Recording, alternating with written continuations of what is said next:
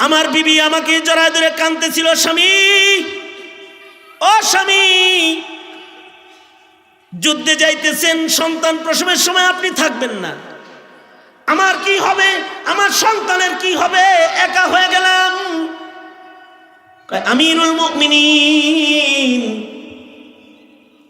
আমি আমার বিবির কাছ থেকে যখন বিদায় নিয়ে চলে যাচ্ছিলাম, বিবিকে টাকা পয়সা অর্থ করি সব দিয়া আমার বিবিরে রেখে যখন আমি চলে যাই, তখন আমি আমার বিবির পেটে হাত দিয়ে দোয়া করে গিয়েছিলাম, আল্লাহ, দিনের রাগে আমি একজন মুজাহিদ, যুদ্ধের ময়দানে চলে যাচ্ছি, আমার আমানতটা আমার বিবির পেটে রেখে গেলাম, ওগো আল্লাহ, আমার এই আমানতকে তুমি হেফাজত করো আল্লাহ। এই দোয়া কইরা আমি যুদ্ধের ময়দানে চলে গেলাম। যুদ্ধ এত লম্বা হইল যে মাসের পর মাস কেটে যাইতেছে। হঠাৎ করে যুদ্ধের মাঠে আমি খবর পাইলাম যে আমার বিবির ইন্তেকাল হয়েছে। আমার বিবির এমন অবস্থায় ইন্তেকাল হয়েছে যে পেটের সন্তান পেটেই রয়েছে। আমার সন্তান বিবি উভয়কে জান্নাতুল বাকিতে কবরস্থ করা হয়েছে। আমি যখন ফেরত আসলাম, আমি যখন ফেরত আসছি, ফেরত আসার পরে শুনলাম এলাকায় গুঞ্জন, অমুকের কবরের কাছে যাও না, রাতের গভীরে অমুকের কবরের ভিতরে আওয়াজ পাওয়া যায়, কেমন যেন আগুন আগুন আলো দেখা যায়। সবাই ভয়ে কবরস্থানের ওই কিনারায় যায় না। আমি খবর পেয়ে আমি ওই দিন রাতের বেলায় কবরস্থানের পারে গিয়ে দাঁড়িয়ে রইলাম, অপেক্ষা করতে থাকলাম। গভীর রাতে এমন কোনো নিশানা দেখা যায়নি। হঠাৎ করে দেখি আমার বিবির কবরটা ফেটে গেছে। আমার দিলের ভেতরে ভয়। আমার বিবি ছিল আবেদা, সালেহা, কানেতা, জাহেদা, মুমিনা, আশিকা, একটা নেককার বিবি। আমার ইয়াকিন হইল আমার বিবির কবরে আযাব হইতে পারে না। মানুষ কেন এগুলো কয়? ও আমিরুল মুমিনিন, আমি আমার বিবির কবর দেখার জন্য গুরুস্থানের পাড়ে দাঁড়িয়ে আছি। হঠাৎ করে দেখি যে কবরস্থানের ভেতর থেকে একটা আলো উপরের দিকে উঠতেছে, আগুন আগুন। আমি দৌড়ে কাছে গেলাম। কাছে গিয়ে দেখি এটা কোনো আযাবের আগুন না, এটা একটা বাতির আগুন, যার দ্বারায় আমার বিবির প্রশস্ত কবরের ভেতরে আলো জ্বলেছে। আমিরুল মুমিনিন, আমি কবরের পারে দাঁড়াইতেই আমার বিবি আমায় ডেকে বলে, নিজের সন্তানটার জন্য দোয়া করে আল্লাহর রাস্তায় গেলেন।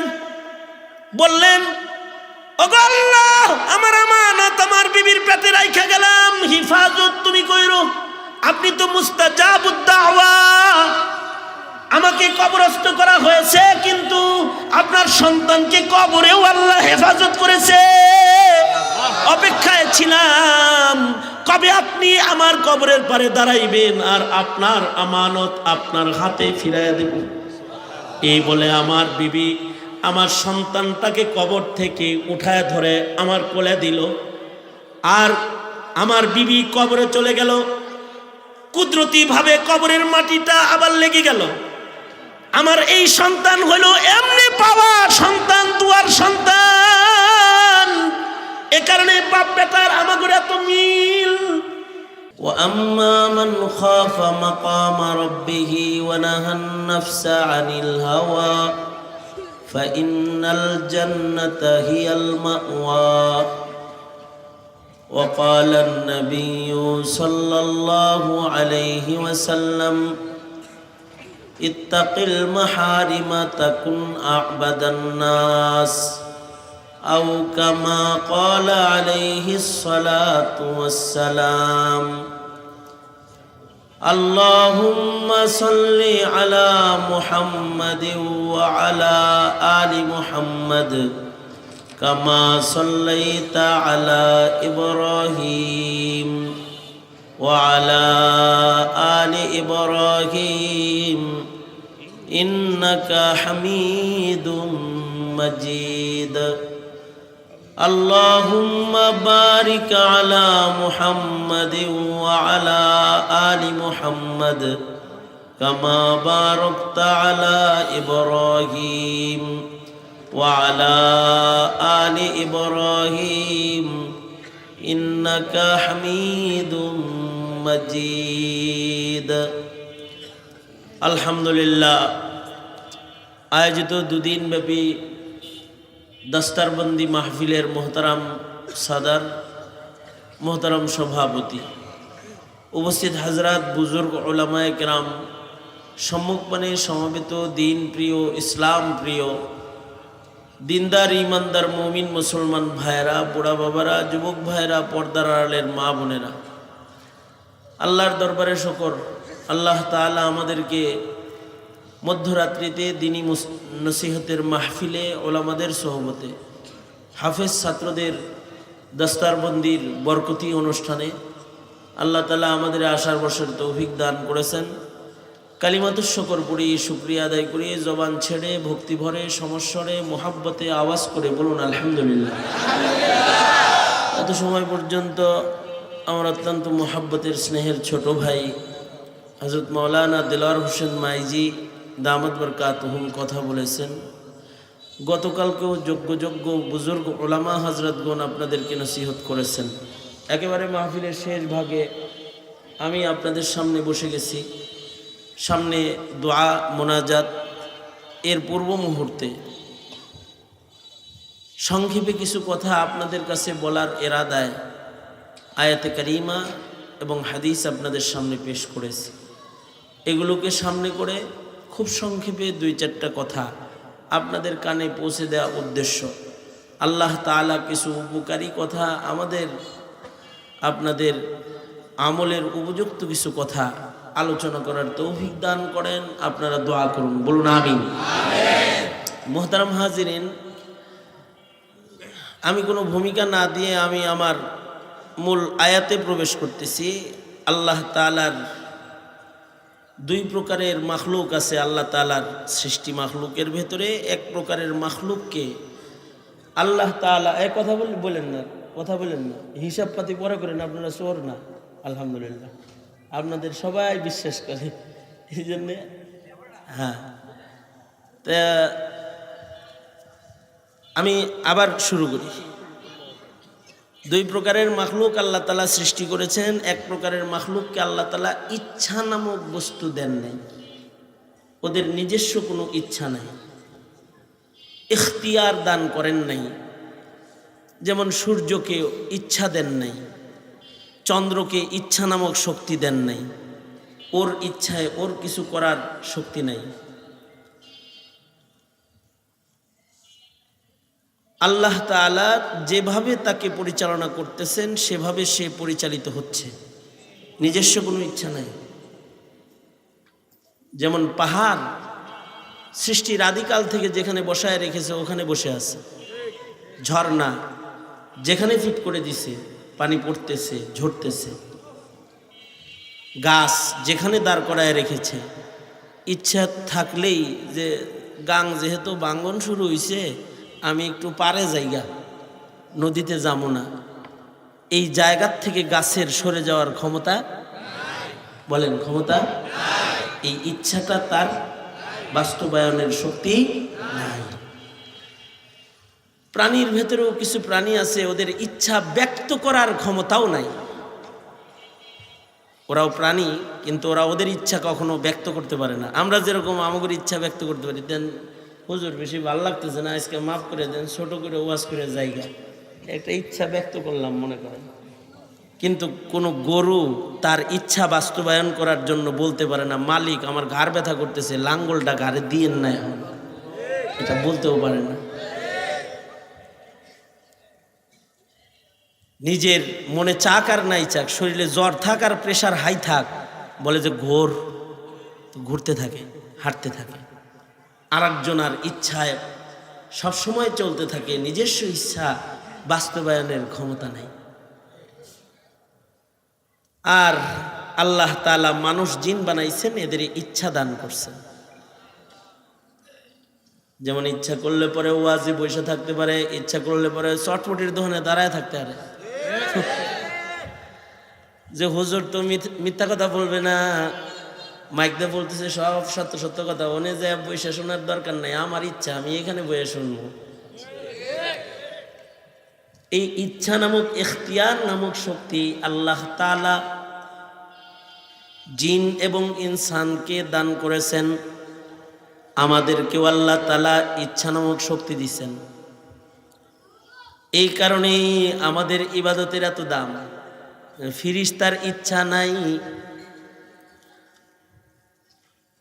আল্লাহর রাসূল সাল্লাল্লাহু আলাইহি ওয়াসাল্লাম মিরাজের সফরে আকাশে কিছু ফিরিস্তাদেরকে দেখলেন রুকুতে, কিছু ফিরিস্তাদেরকে দেখলেন সেজদায়, কিছু ফিরিস্তাদেরকে দেখলেন দাঁড়ানো অবস্থায়, কওমায়ে জলসায়।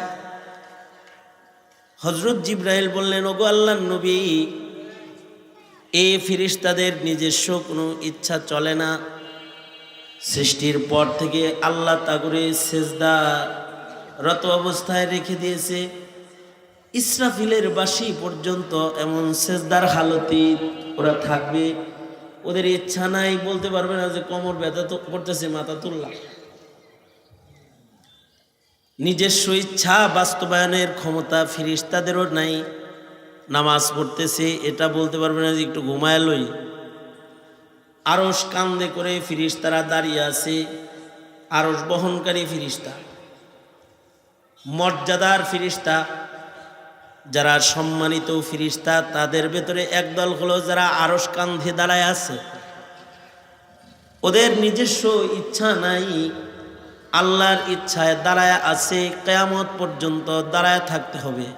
আল্লাহু আকবার বলেন, জোরে আওয়াজ করে বলেন আল্লাহু আকবার।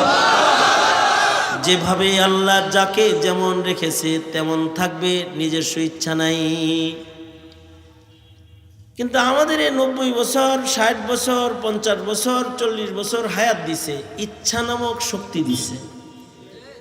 মনে চাইলে মদ খাইতে পারো 50 বছর, মনে চাইলে নামাজ পড়তে পারো, মনে চাইলে সিনেমা হল বানাইতে পারো, মনে চাইলে মসজিদ বানাইতে পারো, মাদ্রাসা বানাইতে পারো। দুনো ক্ষমতা, ইচ্ছা শক্তি তোমাদেরকে দেয়া হলো। তবে মনে রাখো, নিজের ইচ্ছায় চললে দোজখে যাইবা। আর যদি নিজের নফস ইচ্ছাকে কোরবানি দিয়া আল্লাহর ইচ্ছায় নিজেকে চালাও, তাহলে জান্নাত পাইবা। আওয়াজ করে বলেন, আওয়াজ করে বলেন। ওই কথাটা এই আয়াতের ভিতরে আছে। আল্লাহ তাআলা বলেন, ওয়া আম্মা মান খাফা মাকামা রাব্বিহি ওয়া নাহান নাফসা আনিল হাওয়া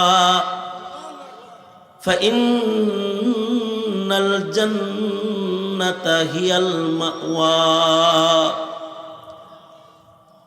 যারা নিজের রবের ভয়ে নিজের ইচ্ছা শক্তিকে, হাওয়াকে, প্রবৃত্তিকে যারা দমন করবে, নিজের ইচ্ছাকে যারা জলাঞ্জলি দিয়ে দিবে, আল্লাহর ভয়ে যে বিচার হবে, তো বলবে কি তুই কি আমার ইচ্ছায় চলছিলি না তোর ইচ্ছায় চলছস? যদি আমার ইচ্ছায় চলে থাকস জান্নাতে যা, যদি তোর ইচ্ছায় চলে থাকস দোজখে যা। জায়গা বরাবর দুইটা, একটা জান্নাতের রাস্তা আর একটা জাহান্নামের রাস্তা। দুনো হাত উপরে তোলেন।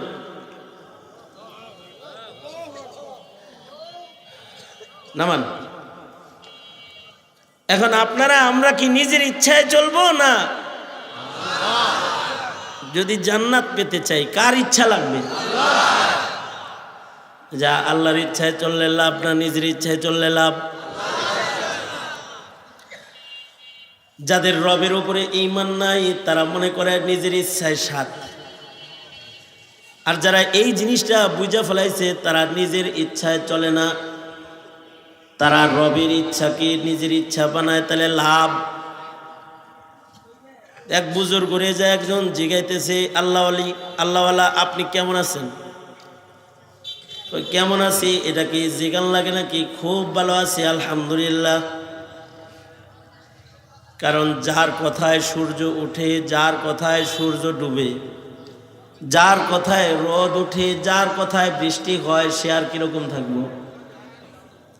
যার কথায় চাঁদ হাসে, যার কথায় রোদ আসে, যার কথায় বৃষ্টি ঝরে, যার কথায় বাতাস প্রবাহিত হয়, সে কিরকম থাকতে পারে চিন্তা করে দেখো। মানে যারে বলতেছে সে তো অত দূর বুঝা সারে নাই, সে কয় কি মাথার তার তুর্কি সিটছে নাকি আমনে? তার মানে কি আপনার কথায় সূর্য উঠে, আপনার কথায় সূর্য ডুবে নাকি? কয় না, আমার কথায় ডুবে না, কিন্তু যার ইচ্ছায় সূর্য উঠে, যার ইচ্ছায় সূর্য ডুবে, যার ইচ্ছায় চাঁদ উঠে, যার ইচ্ছায় বৃষ্টি ঝরে, আমি আমার ইচ্ছাটা তার ইচ্ছার কাছে বিক্রি করে ফেলেছি।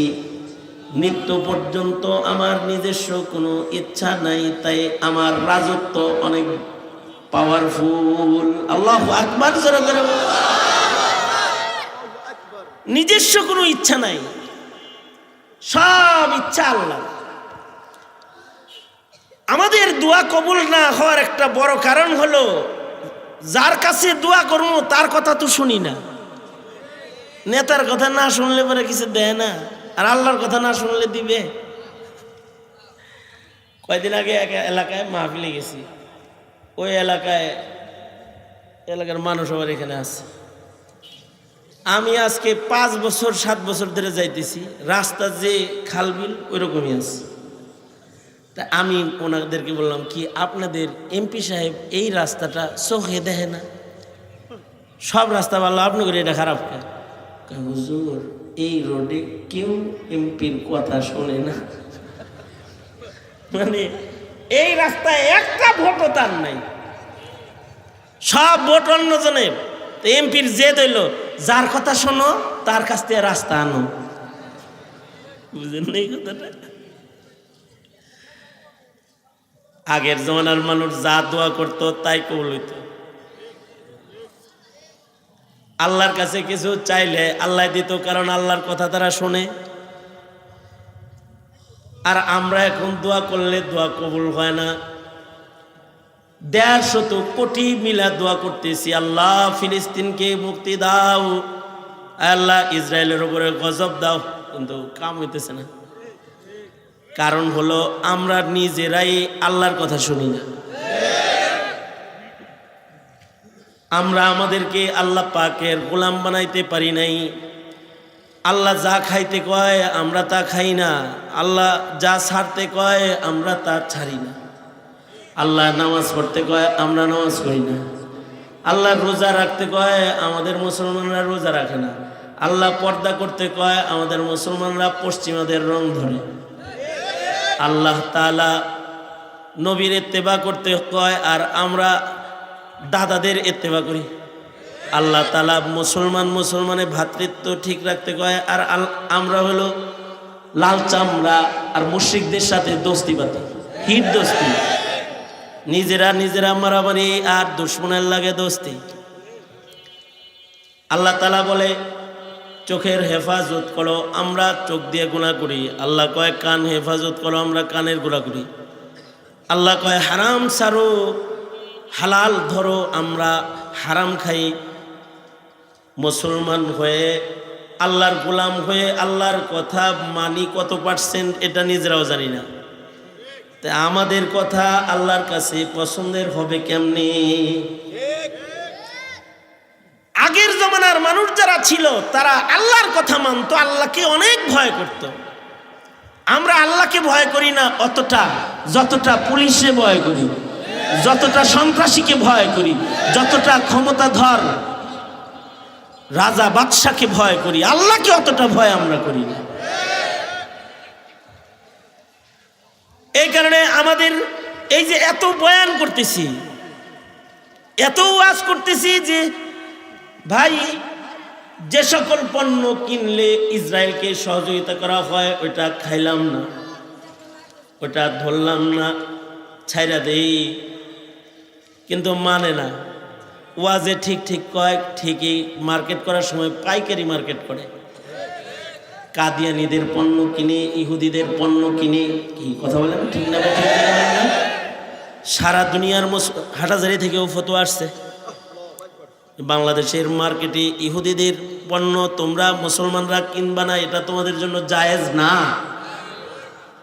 কারণ যদি ইহুদিদের পণ্য কিনো তাহলে ইসরায়েলকে সহযোগিতা করলা, মুসলমানদের দুশমনের সাথে হাত মিলাইলা, এটা করবা না। ফতোয়া এসে গেছে, কিন্তু এগুলো আমরা মানি না। আমি আর মৌলানা হাবিবুল্লাহ মোহাম্মদ কাসিমি, আমরা দুই দোস্ত উত্তরবঙ্গ থেকে মাহফিল শেষ করে আসতেছি, তো হোটেলের ভেতরে বসছি। আমরা যেই টেবিলে খাবার খাচ্ছি ঠিক পাশের টেবিলে এক স্বামী স্ত্রী খাবার খাইতেছে, তাদের কথার আওয়াজ আমরা শুনি, এত কাছে। তা আমাদেরকে যখন খাবার দিল তো পানি এনে দিছে, কিনলে। পানির নাম কি? কিনলে, একোয়াফিনা, এগুলো তো এই কিনলে পানি দিছে। তো আমরা বললাম যে এই ছাড়া আর কোনো পানি নাই? নাই। তাহলে তোমাদের পানি দরকার নাই, খাবার দাও, আমরা পানি গাড়িতে আছে, বাহিরে আছে, ওগুলাই না খাই। ওরাও রাগ, হ্যাঁ আমাকে খানা খাইবো, হুজুররা আমাকে পানি খাবো না। তো ওগুলো বললাম কি জন্য খাবো না জানো? এই যে কোম্পানি লেভেল যেটা ব্যবহার হচ্ছে, এটার কারণে একটি কমিশন ইসরায়েল পাবে, এজন্য খাবো না। আমরা আমাদের মুসলিম ভাইয়ের রক্ত ঝরানোর জন্য দুশ্মনকে টাকা দেব না, তাই আমরা খাবো না। এই কথা বলছি পরে তো কিছুটা বুঝছে, বাস ও লয়ে গেছে। ও বুঝুক বুঝুক, না বুঝুক না বুঝুক, আমরা পানি এনে খাইছি। আর ওদেরকে ডেকে বললাম তোমাদের হোটেল মালিককে বইল বাংলাদেশি কোম্পানির পানি আছে সেগুলো রাখতে। এই কোকাকোলা কোম্পানির, পেপসি কোম্পানির পানি রাখতে হইব? তো তুমি বাংলাদেশি পণ্যের, বাংলাদেশি যে সকল পানি আছে সেগুলো রাখ। এই স্বামী স্ত্রী দুইজন মিলা এই কথাগুলো, আমাদের দুইজনের এই আলাপ এরাও শুনতেছে। এদের ভিতরে যে মহিলাটা, তার ভেতরে তাকওয়াল্লাহ, একটু ইকো কমায় দাও, ইকো লাগবে না, তার ভেতরে তাকওয়াল্লাহ বেশি। সে বলে কি স্বামীরে, তুমিও মুসলমান, হুজুররাও মুসলমান, তুমি তো ঘাট ঘাট ঘাট করে খাইলা, দেখছো খায় নাই। বেডি বেড়ারে দাদানি মারছে আর কি, বুঝেন না এই কথাটা? এই পুরুষটা যদি আসলে চেতনাবোধওয়ালা মুসলমান হইতো, তাইলে সে বলতো যে আসলে আমরা ঠিক করি না এই কাজটা। সে এই কথা বলতো, সে তার বিবিরে বুঝ দেয়, এই দেখো এটা যার যার ব্যক্তিগত ব্যাপার, হুজুররা হার্ড লাইনে, আমি সফট লাইনে। আচ্ছা বলেন তো, এমন সফট কায়দায় কি ইমান থাকে? যারা আওয়াজ করে বলেন ইমান থাকবে? হিল্লা তার হুরমতের মাসালা যখন আসবে তখন কঠিন হয়ে যেতে হবে। যেমন সিদ্দিক আকবর রাদিয়াল্লাহু আনহু 3 দিনের না খাওয়া, ক্ষুধার যন্ত্রণায় কাতরাইতেছেন। হযরত আবু বকরের গোলাম দেখতেছেন যে আমিরুল মুমিনিন 3 দিন কিছু খায় না, অথচ তিনি খলিফাতুল মুসলিমিন। একজন খলিফার ঘরে 3 দিন না খাওয়া, খাবার নাই। গোলাম টের পেয়েছেন, গোলামের বাড়িতে কিছু খাবার হাদিয়া আসছে। ওই খাবারগুলো সিদ্দিক আকবরের সামনে আয়না হাজির করে বলে, আমিরুল মুমিনিন, যা আমার বাড়িতে খাবার হাদিয়া এসেছে, এখান থেকে একটু খাবার নেন। সিদ্দিক আকবর হযরত আবু বকর সিদ্দিক 3 দিনের ক্ষুধার্ত, খাবার সামনে আসছে আর এক লুকমা মুখের ভেতরে দিয়েছেন, বিসমিল্লাহ বলে। মুখে যখন চিবাইতেছেন তখন ওনার তাকওয়া ওনাকে ধাক্কাইতেছে। উনি জিজ্ঞাসা করলেন যে খাবারগুলা আমাকে এখন দিলা, এই খাবারগুলা কিভাবে পেয়েছো, কোত্থেকে আসছে?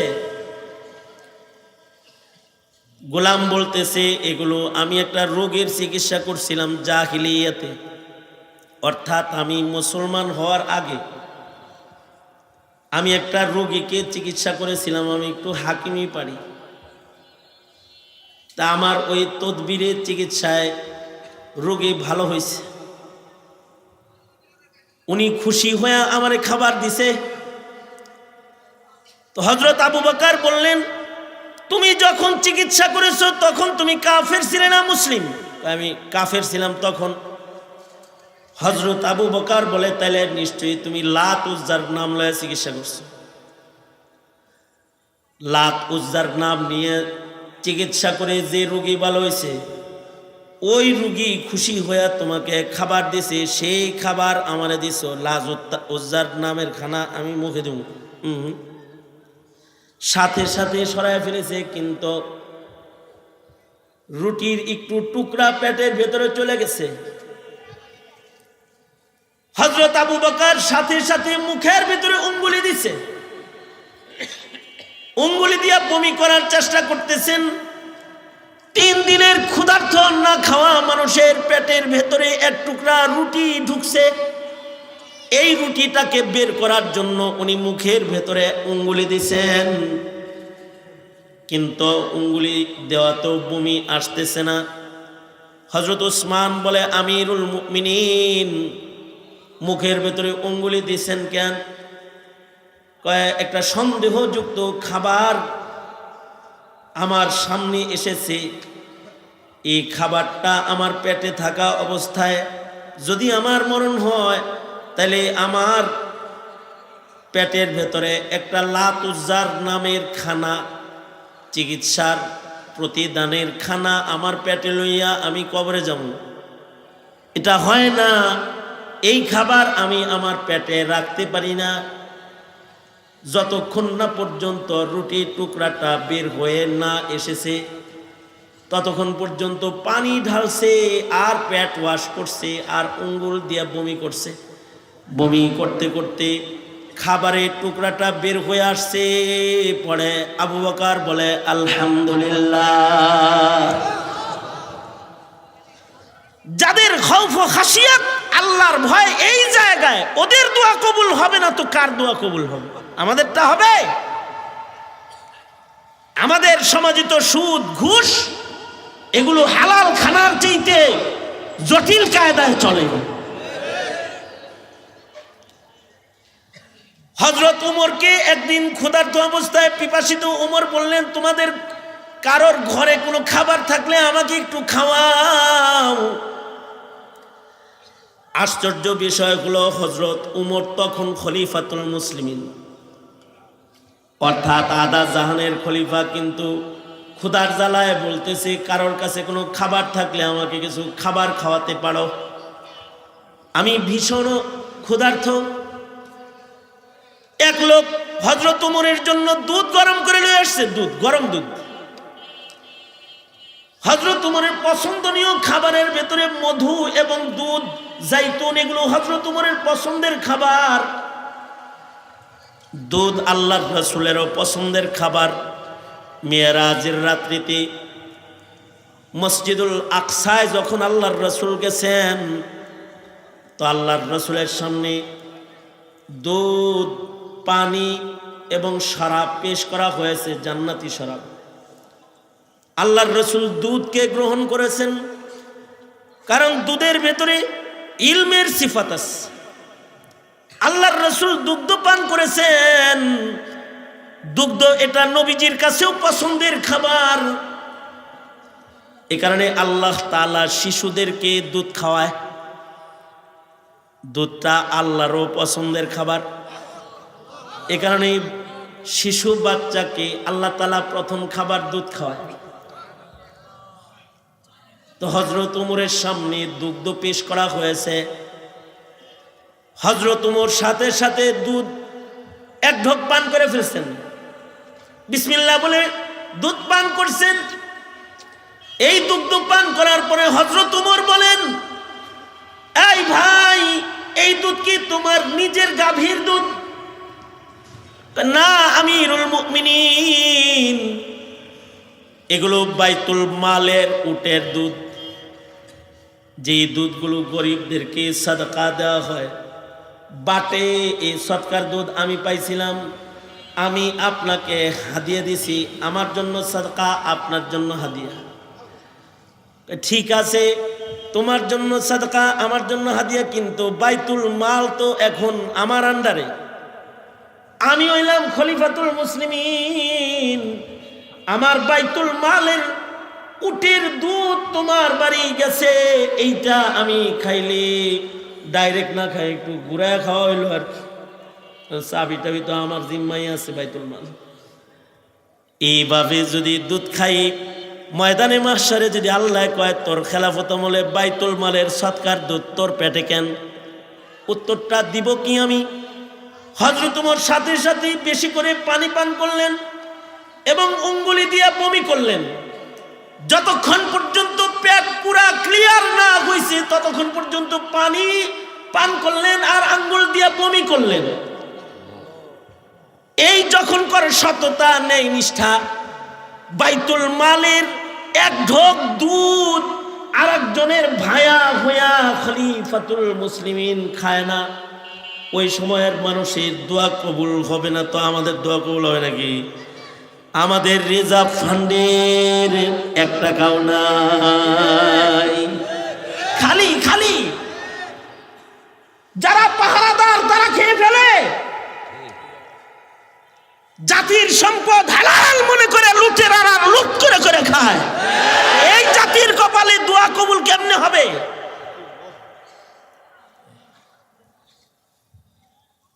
হযরত ওমর ইবনে আব্দুল আজিজ রহমাতুল্লাহ আলাইহি তিনি যখন খলিফাতুল মুসলিমিন, এত খলিফা উমর, আরেকটা উমর হলো ওমর ইবনে আব্দুল আজিজ রহমাতুল্লাহ আলাইহি, যাকে বলা হয় উমরে সানি। এই উমরে সানি যখন খলিফাতুল মুসলিমিন, তো হযরত ওমর ইবনে আব্দুল আজিজ রহমাতুল্লাহ আলাইহি একজন গভর্নরকে পাঠাইছেন উর্দুন এরিয়াতে। ওই এলাকায় সুন্দর সুন্দর দামি দামি খেজুর হয়। গভর্নর চিন্তা করলো খলিফাতুল মুসলিমিন আমাকে গভর্নর বানায় পাঠাইছে, তাই খলিফার জন্য কিছু হাদিয়া পাঠাইয়া দিই। নিজের পয়লা বেতনের টাকা দিয়া উর্দুন থেকে কিছু খেজুর কিনছে, 2 পুটলা খেজুর, দামি খেজুর। কিছু কিছু খেজুর আছে অনেক দাম, উর্দুনের দামি খেজুর 2 পুটলা কিনছেন। খেজুর কিনা খেজুরগুলা কার মাধ্যমে পাঠাইবেন? সরকারি ডাক গাড়ি, ডাক অফিসারের গাড়ি, সরকারি ডাক যোগাযোগের একটা গাড়ি রাজধানীর থেকে খলিফার এলাকার থেকে উর্দুনে গেছে। তো উনি চিন্তা করলেন এই গাড়ি তো খালি ফেরত যাইব ওমর ইবনে আব্দুল আজিজের কাছে, তো এই গাড়ির ভেতরে খলিফা ওমর ইবনে আব্দুল আজিজের জন্য 2 পুটলা দামি খেজুর হাদিয়া দিয়ে দেই। তো উনি 2 পুটলা খেজুর এই গাড়ির ভেতরে উঠায়া দিলেন। এই গাড়িটা যখন ওমর ইবনে আব্দুল আজিজের প্রধান কার্যালয়ে চলে গেল, খলিফার কার্যালয়ে গাড়িটা যাওয়ার পরে এই ঘোড়ার গাড়ির যিনি ড্রাইভার তিনি 2 পুটলা খেজুর বার করে আমিরুল মুমিনিন ওমর ইবনে আব্দুল আজিজের কাছে গেছে, যা বলে আমিরুল মুমিনিন আপনার গভর্নর প্রথম বেতনের টাকা থেকে দামি খেজুর কিনা 2 পুটলা খেজুর আপনাকে হাদিয়া দিছে, হাদিয়া গ্রহণ করা সুন্নাত, আপনি মেহেরবানি করে হাদিয়াগুলাকে কবুল করুন। ওমর ইবনে আব্দুল আজিজ রহমাতুল্লাহ আলাইহি বর্তমান যুগের রাজা বাদশার মতো রাজা বাদশা না। ওমর ইবনে আব্দুল আজিজ রহমাতুল্লাহ আলাইহি এমন বাদশা ছিলেন যার বাদশাহী, যার ন্যায় নিষ্ঠা, যার ইনসাফের প্রভাব শুধুই মাত্র জমিনের মানুষের উপরে পড়ছে তা নয়, ওনার ইনসাফ, ওনার আদালতের প্রভাব জঙ্গলের বাঘের ভিতরেও পড়েছে।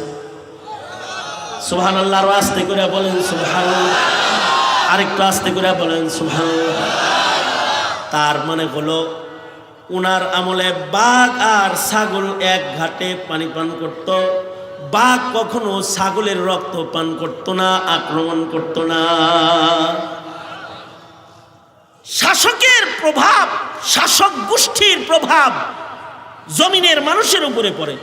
শাসক গোষ্ঠী যদি খুনি হয় জমিনের মানুষ খুন বেশি করে, শাসক গোষ্ঠী যদি চোর হয় জমিনে চোর বেড়ে যায়, শাসক গোষ্ঠী যদি ডাকাত হয় জমিনে ডাকাতি বেড়ে যায়। শাসক গোষ্ঠী যদি আবেদ হয়, ইনসাফ হলো হয়, জমিনের ভিক্ষুকের ভেতরে ইনসাফ পয়দা হয়ে যায়, ভিক্ষুকের ভেতরে ইনসাফ পয়দা হয়ে যায়। উমর ইবনে আব্দুল আজিজ রহমতুল্লাহি আলাইহির আমলে বাঘ ছাগলের রক্ত পান করতো না, এতটা ইনসাফ। এই উমর ইবনে আব্দুল আজিজের কাছে খেজুর, দামি খেজুর 2 পুটলা হাদিয়া পাঠাইছেন উর্দুনের গভর্নর। হযরত উমর ইবনে আব্দুল আজিজ বলে কি, বিষয়টা খেয়াল করেন একটু। হযরত উমর ইবনে আব্দুল আজিজ বলতেছে, উর্দুনে বসে বসে গভর্নরে হাদিয়া পাঠাইলো কেমনে? কয় আমি ডাক অফিসার হিসাবে ডাক যোগাযোগের গাড়ি লয়ে গেছিলাম, ওখানে আমার গাড়িতে দিয়ে দিছে।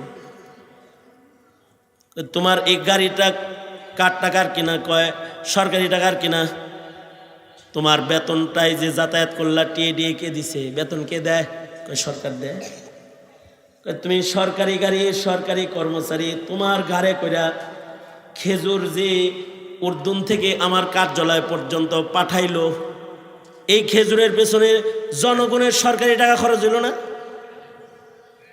কয় জি হজরত, জনগণের টাকা তো কিছু খরচ হয়েছে। তাইলে এক কাজ করো, এই খেজুর আমাকে দেওয়া লাগবে না, এখন এই খেজুরগুলা বাজারে নিয়ে বিক্রি করো। বিক্রি করলে যে টাকাটা হবে এটা বাইতুল মালে জমা করে দাও। কারণ বাইতুল মালের গাড়ি ব্যবহার করেছো, সরকারি গাড়ি ব্যবহার করেছো, সরকারি কর্মচারী ব্যবহৃত হয়েছে, সুতরাং এই খেজুরগুলাকে বাজারে বিক্রি করে দাও আর এর মূল্যটা বাইতুল মালে জমা করে দাও। উমর ইবনে আব্দুল আজিজ বলছে, আর তো কার কোনো কথা নাই। খেজুরের পুটলা লইয়া গাড়ির ড্রাইভার যাইতেছে খেজুরের বাজারের দিকে। এই অবস্থাটা উমর ইবনে আব্দুল আজিজ রহমতুল্লাহ আলাইহির ভাতিজা পাশে দাঁড়ায় দাঁড়ায় দেখতেছে। উনি ড্রাইভারকে ডেকে বলে, এই খেজুর লয়ে কই যাও? কয় খেজুরগুলা বাজারে বিক্রি করতে যাই। যাও বাজারে, খেজুরের দাম উঠাইবা, কিন্তু খেজুর কিন্তু অন্যের কাছে বেচবা না। খেজুর আমি কিনলাম, দাম যেটা উঠবে তার চাইতে 2 টাকা বেশি আমি দিব। এগুলো বাজারে নিয়ে যাও, আগে দর উঠাও। দাম উঠাইছে, উঠাইতে উঠাইতে 13 টাকা উঠছে। হুজুর দাম উঠছে 13 টাকা, এক এক কার্টুন খেজুর 13 টাকা দাম উঠেছে, 13 দিরহাম। উমর ইবনে আব্দুল আজিজ রহমতুল্লাহ আলাইহির ভাতিজা কয়, এই যে নাও 14 দুগুণে 28 দিরহাম তোমাকে দাম দিলাম। এই খেজুরগুলা এখন মালিক আমি, এই 28 টাকা বাইতুল মালে জমা করে দাও। আর এই 2 পুটলা খেজুরের মালিক আমি, এখন আমি 1 পুটলা রাখলাম আর একটা পুটলা আমার পক্ষ থেকে খলিফাতুল মুসলিমিনকে খাওয়ার জন্য হাদিয়া দাও। মাঝখানে সরকারি কোনো কর্মচারী নাই, গাড়ি নাই, এবার হালাল হবে। সে যায় বলে, হজরত খেজুর যিনি খরিদ করেছে বাইতুল মালে টাকা জমা করেছে আমিরুল মুমিনিন, 1 পুটলা তিনি রাখছে, 1 পুটলা আপনারে দিছে। উমর ইবনে আব্দুল আজিজ বলে, আলহামদুলিল্লাহ, এবার খাবারটা 100% হালাল হয়েছে। ওই যুগের মানুষের দোয়া কবুল হবে না তো তোমার আর আমার দোয়া কবুল হইব? তাদের ভিতরে তাকওয়াল্লাহ বেশি ছিল, আমাদের ভেতরে তো মসজিদে যাও তাকওয়াল্লাহ নাই, হজে যাও তাকওয়াল্লাহ নাই। বাইতুল্লাহ শরীফের দরজায় মুলতাজাম যেখানে দাঁড়ায় দোয়া কবুল হয় ওখানেও তাকওয়া নাই, সেলফি আছে। রাসূলের রওজায় ধারে দাঁড়িয়ে যার শাফাত আনার জন্য রওজায় দাঁড়াইছে ওখানেও তাকওয়া নাই, সেলফি তুলতেছে। সালাম বাদে সেলফি, রওজায় সালাম দেওয়া বাদ দিয়া নিজের সেলফি তুলে ফেসবুকে দিচ্ছে। আল্লাহ পাকের মেহেরবানিতে রওজায় ধারে দাঁড়ায় আসি। আমাদের তো বাইতুল্লাহ যাওয়ার পরে তাকওয়া নাই। আমাদের মসজিদের ভিতরে ঢুকার পরে তাকওয়া নাই, যায় ইমাম সাহেব যায় মারামারি শুরু করে ইমামের লগে। আর নামাজ পড়তে যায় নাই, ইবাদত করতে যায় নাই, গেছে ঝগড়া করতে। আর নিজের সভাপতির পদ পাওয়ার দেখাইতে গেছে। এই হুজুর জায়নামাজটা এরকম কালা দেখা যায় কে? এই হুজুর ফ্যানের পাখাটা ময়লা কে? চোখে দেন না কে? আমনে চোখে দেন না মাতব্বর? আমনে সাফ করতে পারেন না? মসজিদে আসছেন, আল্লাহর কাছে আসছেন, ইবাদতের জন্য আসছেন, মাদ্রাসায় আসছেন, নবীরে খুশি করতে আসছেন, আইসা প্যাঁচ লাগান কে? ইমাম জাইনুল আবেদিন রহমতুল্লাহি আলাইহি, হযরত হুসাইনের সন্তান যিনি ছিলেন ইমাম জাইনুল আবেদিন রহমতুল্লাহি আলাইহি, উনি ইহরাম পয়লা হজ্জে বাইতুল্লাহ করার জন্য রওনা করছে। ইহরাম পয়লা যখন হজ্জে বাইতুল্লাহ যায় তখন তালবিয়া পড়ে, তালবিয়া লাব্বাইক আল্লাহুম্মা লাব্বাইক লাব্বাইক লা শারীকা লাক লাব্বাইক ইন্নাল হামদা ওয়ান নি'মাতা লাকা ওয়াল মুলক লা শারীকা লাক। তালবিয়া পড়তে পড়তে যায়, কিন্তু উনি যখন তালবিয়ার আওয়াজ দেয় লাব্বাইক আল্লাহুম্মা লাব্বাইক, সাথে সাথে অজ্ঞান হয়ে যায়। উটের কাজুয়াত থেকে মনে হয় যেন উনি পয়ড়া যায়। কাফেলা বিরতি দেয়া হলো, ইমামকে বলে ইমাম তালবিয়া পড়তে যায় অজ্ঞান হয়ে যান, একটা মুবারক সফরে যাইতেছেন, খুশি যে কাবার গিলাফ ধরবেন, মুলতাজামে ছুঁইবেন, হাজরে আসওয়াদে চুম্বন করবেন, গুনাহ খাতা ঝরাইবেন, খুশির একটা আমল করতে যাইবার লাগছেন। এখন না আনন্দিত হইবেন, আপনি দিয়ে অজ্ঞান হয়ে যান, এরকম কেন করেন? জাইনুল আবেদিন বলে আল্লাহর ভয়ে করি। কারণ আমি যখন লাব্বাইক বলতেছি, যদি আল্লাহ আবার আমাকে বলে লা লাব্বাইক, তো লাব্বাইক নিলাম না, তখন আমার কি উপায় হবে? আমি বাইতুল্লাহ যাইতেছি তওয়াফ করতে, যায় যদি বলি লাব্বাইক, আল্লাহ যদি কয় এত গুনাহ লয়ে আইছো কে, তোমার মতো গুনাহগারের লাব্বাইক নিলাম না, তখন কি করব? এটাকে বলে তাকওয়াল্লাহ, এটাকে বলে আল্লাহর ভয়। ওয়া আম্মা মান খাফা মাকাম রাব্বিহি ওয়া নাহান নাফসা আনিল হাওয়া ফাইন্নাল জান্নাতা হিয়াল মাওয়া। বান্দাদের ভেতরে যারা আল্লাহকে ভয় পাবে, এমন যে আল্লাহর সামনে আমি চেহারা কেমনে দেখাবো, আল্লাহর কাছে কেমনে হিসাব দিব, আমি আমার মালিককে কিভাবে চেহারা দেখাবো, এমন ভয় নিয়ে যদি নিজের নফসকে কাবু করে যদি কেউ আল্লাহর ইচ্ছা মতো নিজেকে চালায়, তাহলে আল্লাহ তাআলা এই নিজের হাওয়া ইচ্ছাকে কুরবানি করনে ওয়ালা বান্দাকে আসমানের মহান মালিক আল্লাহ তাআলা হিসাব ছাড়া জান্নাত দান করবে, হিসাব ছাড়া জান্নাত দিবে। আর আমরা দোয়া করি, আমাদের দোয়া কবুল হয় না। আমরা কুনুতে নাজিলা পড়ি, তাও কবুল হয় না। আমরা যে পরিমাণ দোয়া করি, আমাদের দোয়া যদি কবুল হতো তাহলে জালেমের রাজ খোদার গজব দিয়ে তছনছ হয়ে যেত, যদি আমাদের দোয়া কবুল হতো। কিন্তু আমাদের দোয়া এখন কবুল হয় না। আর সাহাবীদের দোয়া কবুল হয়েছে কেমন? দুই সাহাবী যুদ্ধের ময়দানে যাইতেছে উহুদের দিকে। উহুদ মাঠে ঢুকার আগে দুইজনে কয়, দুই সাহাবী মিলে দুইজনে বুদ্ধি করবার লাগছে। একজনে কয়, এই সাদ ইবনে আবি ওয়াক্কাস, আমি মনে মনে একটা দোয়া করবো আর আমিন বলবো, তখন তুমি আমার দোয়ার সাথে আমিন বলবা, আমার দোয়াটা যেন কবুল হয়, এজন্য তোমার আমিনের সাহায্য লইতেছি। কিন্তু আমি কি দোয়া করবো এটা তোমারে বলবো না। তাহলে আমি একটা দোয়া করবো, যে দোয়াটা কি করবো আমি জানবো, তুমি জানবো না, তুমি আমিন বলবা। তুমিও মুজাহিদ, তোমার আমিন দিয়া আমার দোয়া কবুল হবে, আর আমার আমিন দিয়া তোমার দোয়া কবুল হবে। সাদ ইবনে আবি ওয়াক্কাস বলে, ঠিক আছে দোয়াটা তাহলে তুমি আগে করো। তো সাহাবী দোয়া করছে, আর হযরত সাদ আমিন বলছে। এবার হযরত সাদ দোয়া করলেন, পাশের সাহাবী কয় আমিন। এবার ময়দানে ডুববে কেবল, এর আগে এক সাহাবী আর এক সাহাবীরে কয়, ভাই আপনি কি দোয়া করছেন? থাক, আমারটা আমি জানলাম, আপনার জানার দরকার নেই। তাহলে আপনি কি দোয়া করছেন হেটা আগে কোন, আপনি মুরব্বী মানুষ। কয় আমি দোয়া করছি যে আমার সামনে যেন নবীর দুশ্মনের ভেতরে সবচেয়ে বড় দুশ্মন যেগুলো আছে তাদের একটা যেন আমি পাই, এবং যেটার সাথে অনেক সম্পদ থাকবে। আর আল্লাহর কাছে দোয়া করছি আল্লাহ যেন আমাকে এমন একটা শক্তি দেয়, আমি যেন সবচেয়ে শক্তিশালী দুশ্মনটাকে তছনছ করে দিতে পারি। তাহলে ওর সব সম্পদগুলা মালে গনিমত হয়ে যাবে, মুসলমানদের উপকার হবে। আর নবীর দুশ্মন, ইসলামের দুশ্মন মারলে আল্লাহ খুশি হবে, ইসলামের বিজয় হবে।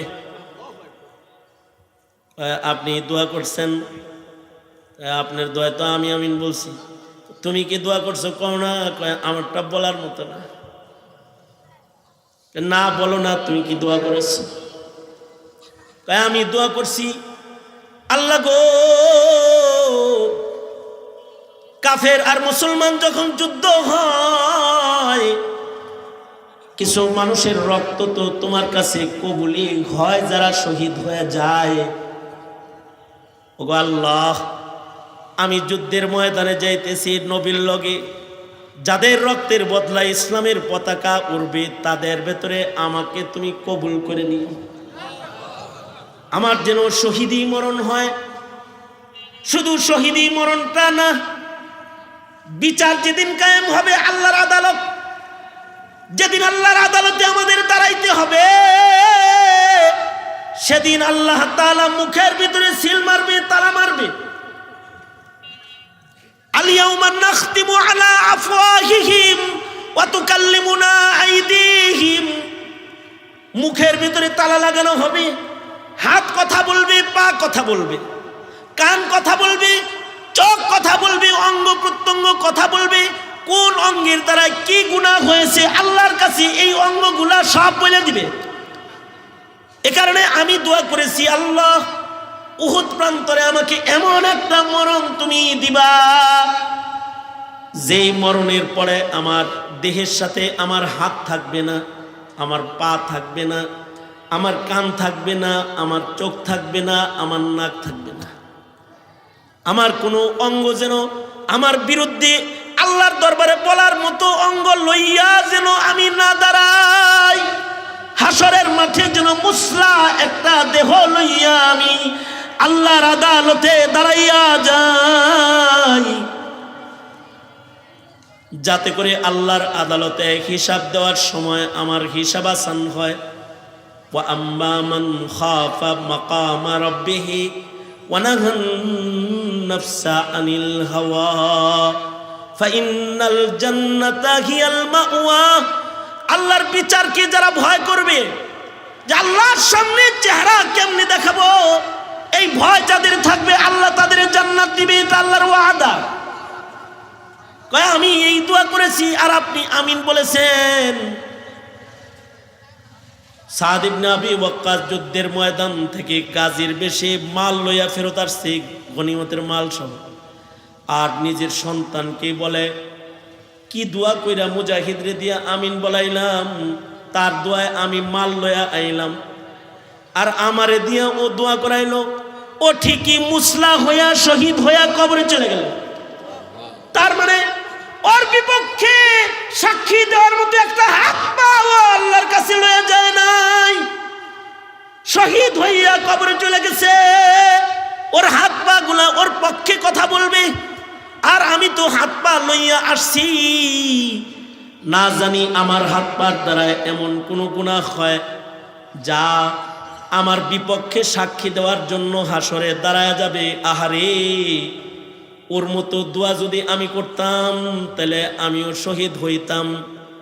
দেখেন, তারা হলো এমন মুমিন, যেমন দোয়া করছে আল্লাহ তারে তেমন বিজয় দান করেছে। যেমন দোয়া করত তেমন তাদের দোয়া কবুল হইতো। আর আমাদের দোয়াও এখন কবুল হয় না, কারণ আমাদের গুনাহ, আমাদের পাপ এত বেশি হয়ে গেছে যে আমরা আল্লাহ পাকের কাছে রহমত চাই, আমরা রহমত পাই না। কারণ আমরা নিজের নফসের মন মতো চলি, আল্লাহর ইচ্ছা মতো চলি না। ইমাম তাবরানী রহমতুল্লাহি আলাইহি আদ-দুআ কিতাবের ভেতরে একটি ঘটনা লিখেছেন।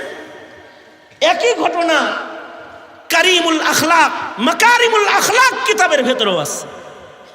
যেই ঘটনাটা বলে আমি আজকের আলোচনা শেষ করে আপনাদের নিয়ে দোয়ার দিকে যাব। আমাদের দোয়াটা যেন কমাস কম কবুল দোয়া হয়, ফেরত দোয়া যেন না হয়। আগের দোয়া বড় কবুল দোয়া ছিল। হযরত ওমর রাদিয়াল্লাহু আনহু বসে রয়েছেন। হযরত ওমর খলিফাতুল মুসলিমিন, হযরত ওমর বসা আছেন।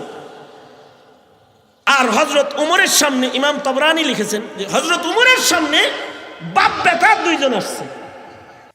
তো মাকারিমুল আখলাকের ভেতরেও আছে, আর ইমাম তাবরানীর আদ-দুআ কিতাবের ভেতরেও এই ঘটনাটা আছে যে হযরত ওমর বসে রয়েছেন, আর হযরত ওমরের সামনে বাপ বেটা দুইজন আসছে। এমন যে পিতার হুবহু ফটোকপি সন্তান, মানে বাপের নাক যেমন ছেলের নাম নাক ওইরকম, বাপের চেহারা যেমন, উচ্চতা যেমন, স্বাস্থ্য, চুল, ভুরু যেমন, হাসলে বাপ যেমন ছেলে তেমন, একেবারে হুবহু একটা ফটোকপি, বাপ বেটা দুইজন।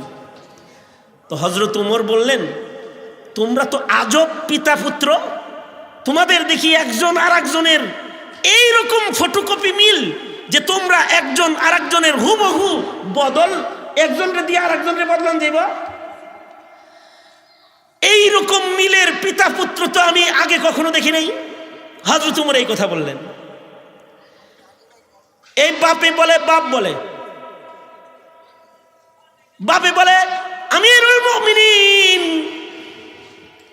আমাদের বাপ বেটার দুইজনের মিল দেখলেন, কিন্তু এই সন্তানটা আমি কেমনে পাইছি তা তো শুনলেন না। আমি আমার এই সন্তানটা কেমনে পাইছি এটা একটু শুনেন। কয় কেমনে পাইছো বলো? কয় আমি কেবল বিয়ে করেছি, বাসর হয়েছে, আমার সন্তান আমার বিবির গর্ভে আসছে। সন্তান প্রসব হইতে আর 2 মাস 3 মাস বাকি। এমন সময় যুদ্ধের দামামা বেজে গেল। আমি বিবি বাচ্চা সব রাইখা যুদ্ধের ময়দানে রওনা দিলাম। আমার বিবি আমাকে জড়ায় ধরে কাঁদতেছিল, স্বামী, ও স্বামী, যুদ্ধে যাইতেছেন, সন্তান প্রসবের সময় আপনি থাকবেন না, আমার কি হবে, আমার সন্তানের কি হবে, একা হয়ে গেলাম। আমিরুল মুমিনিন, আমি আমার বিবির কাছ থেকে যখন বিদায় নিয়ে চলে যাচ্ছিলাম, বিবিকে টাকা পয়সা অর্থ করি সব দিয়া আমার বিবিরে রেখে যখন আমি চলে যাই, তখন আমি আমার বিবির পেটে হাত দিয়ে দোয়া করে গিয়েছিলাম, আল্লাহ, দিনের রাগে আমি একজন মুজাহিদ, যুদ্ধের ময়দানে চলে যাচ্ছি, আমার আমানতটা আমার বিবির পেটে রেখে গেলাম। ওগো আল্লাহ, আমার এই আমানতকে তুমি হেফাজত করো আল্লাহ। এই দোয়া কইরা আমি যুদ্ধের ময়দানে চলে গেলাম। যুদ্ধ এত লম্বা হইল যে মাসের পর মাস কেটে যাইতেছে। হঠাৎ করে যুদ্ধের মাঠে আমি খবর পাইলাম যে আমার বিবির ইন্তেকাল হয়েছে। আমার বিবির এমন অবস্থায় ইন্তেকাল হয়েছে যে পেটের সন্তান পেটেই রয়েছে। আমার সন্তান বিবি উভয়কে জান্নাতুল বাকিতে কবরস্থ করা হয়েছে। আমি যখন ফেরত আসলাম, ফেরত আসার পরে শুনলাম এলাকায় গুঞ্জন, অমুকের কবরের কাছে যাইও না, রাতের গভীরে অমুকের কবরের ভিতরে আওয়াজ পাওয়া যায়, কেমন যেন আগুন আগুন আলো দেখা যায়। সবাই ভয়ে কবরস্থানের ওই কিনারায় যায় না। আমি খবর পেয়ে আমি ওই দিন রাতের বেলায় কবরস্থানের পারে গিয়ে দাঁড়িয়ে রইলাম, অপেক্ষা করতে থাকলাম। গভীর রাতে এমন কোনো নিশানা দেখা যায়নি। হঠাৎ করে দেখি আমার বিবির কবরটা ফেটে গেছে। আমার দিলের ভেতরে ভয়। আমার বিবি ছিল আবেদা, সালেহা, কানেতা, জাহেদা, মুমিনা, আশিকা, একটা নেককার বিবি। আমার ইয়াকিন হইল আমার বিবির কবরে আযাব হইতে পারে না। মানুষ কেন এগুলো কয়? ও আমিরুল মুমিনিন, আমি আমার বিবির কবর দেখার জন্য গুরুস্থানের পাড়ে দাঁড়িয়ে আছি। হঠাৎ করে দেখি যে কবরস্থানের ভেতর থেকে একটা আলো উপরের দিকে উঠতেছে, আগুন আগুন। আমি দৌড়ে কাছে গেলাম। কাছে গিয়ে দেখি এটা কোনো আযাবের আগুন না, এটা একটা বাতির আগুন, যার দ্বারায় আমার বিবির প্রশস্ত কবরের ভেতরে আলো জ্বলেছে। আমিরুল মুমিনিন, আমি কবরের পারে দাঁড়াইতেই আমার বিবি আমায় ডেকে বলে, নিজের সন্তানটার জন্য দোয়া করে আল্লাহর রাস্তায় গেলেন। বললেন, ওগো আল্লাহ, আমার আমানত আমার বিবির পেটে রাইখা গেলাম, হিফাজত তুমি কইরো। আপনি তো মুস্তাজাবুদ দাওয়া। আমাকে কবরস্থ করা হয়েছে, কিন্তু আপনার সন্তানকে কবরেও আল্লাহ হেফাজত করেছে। অপেক্ষায় ছিলাম কবে আপনি আমার কবরের পারে দাঁড়াইবেন আর আপনার আমানত আপনার হাতে ফিরাইয়া দেব। এই বলে আমার বিবি আমার সন্তানটাকে কবর থেকে উঠায় ধরে আমার কোলে দিল। আর আমার বিবি কবরে চলে গেল। কুদরতি ভাবে কবরের মাটিটা আবার লেগে গেল। আমার এই সন্তান হলো এমনি পাওয়া সন্তান, দুয়ার সন্তান। এ কারণে বাপ বেটার আমাদের এত মিল। ইমাম তাবরানী বলেন, আদ-দুআ কিতাবের ভেতরে তাবরানী বলেন, মুমিনের দোয়া তো আগে এরকম কবুল হইতো, যেমনি দোয়া করতো তেমনি কবুল হয়ে যেত। আর আমরা এখন দোয়া করি, দোয়া কবুল হয় না, কারণ আমাদের খানা ভালো না, আমাদের আমল ভালো না, আমাদের চোখ ভালো না, আমাদের হাত ভালো না, আমাদের জবান ভালো না। সব আল্লাহর খেলাফ চালাইতে চালাইতে আসমানের মালিক আল্লাহ যেন আমাদের উপরে নারাজ হয়ে গেছে। সুতরাং তওবা করুন এবং নফসের ইত্তিবা করা ছাড়ুন, আল্লাহর ফরমানের উপরে নিজেকে গড়ুন। তবেই শান্তি, তবেই কামিয়াবি। এছাড়া মুক্তির কোনো দরওয়াজা খোলা নাই। আল্লাহুম্মা আনতাস সালামু মিনকাস সালাম, ইলাইকা ইয়ারজিউস সালাম, তাবারাকতা রব্বানা ওয়া তাআলাইতা ইয়া জাল জালালি ওয়াল ইকরাম। রব্বানা আতিনা ফিদ দুনিয়া হাসানাহ ওয়া ফিল আখিরাতি হাসানাহ ওয়া কিনা আযাবান নার। রব্বুল আলামিন মাদ্রাসার মুহতারাম শাহ হুজুর, বুজুর্গ মানুষ, দীর্ঘদিনের কোরআনের খাদিম, হাজার হাজার হাফেজ আলমের উস্তাদ, রব্বুল আলামিন মকবুল একজন মানুষ, অত্র এলাকায় মাদ্রাসা করেছে।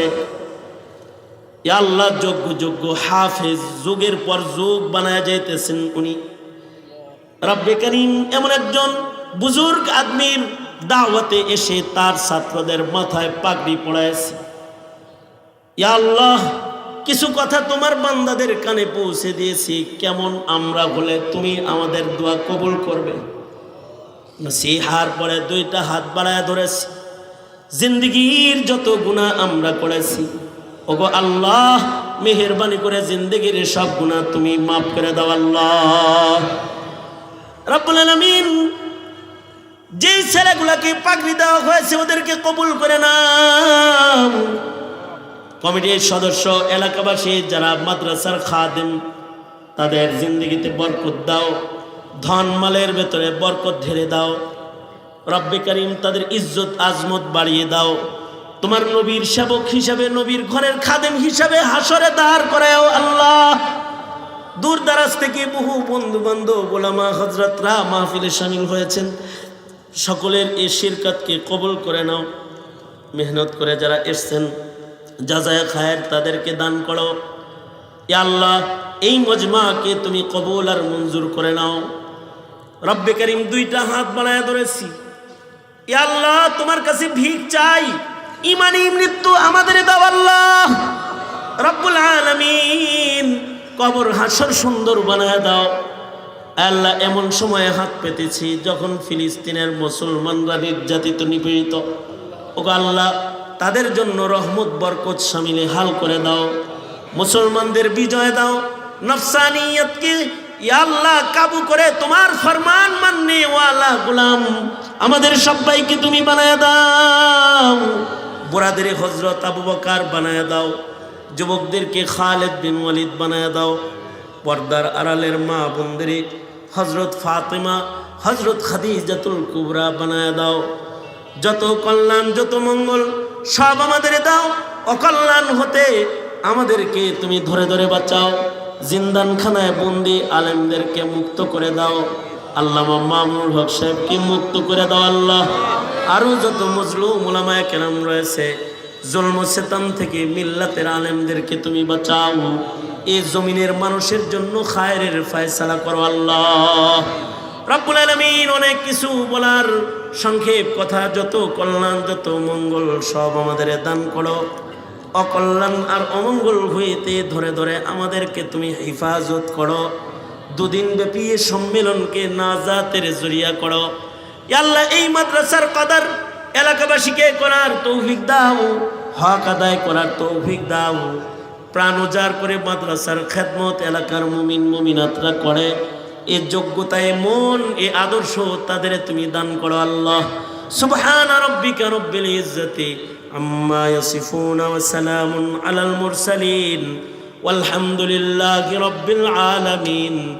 আমিন আমিন আমিন বিরহমাতিকা ইয়া আরহামার রাহিমিন। আসসালামু আলাইকুম ওয়া রাহমাতুল্লাহি ওয়া বারাকাতুহু।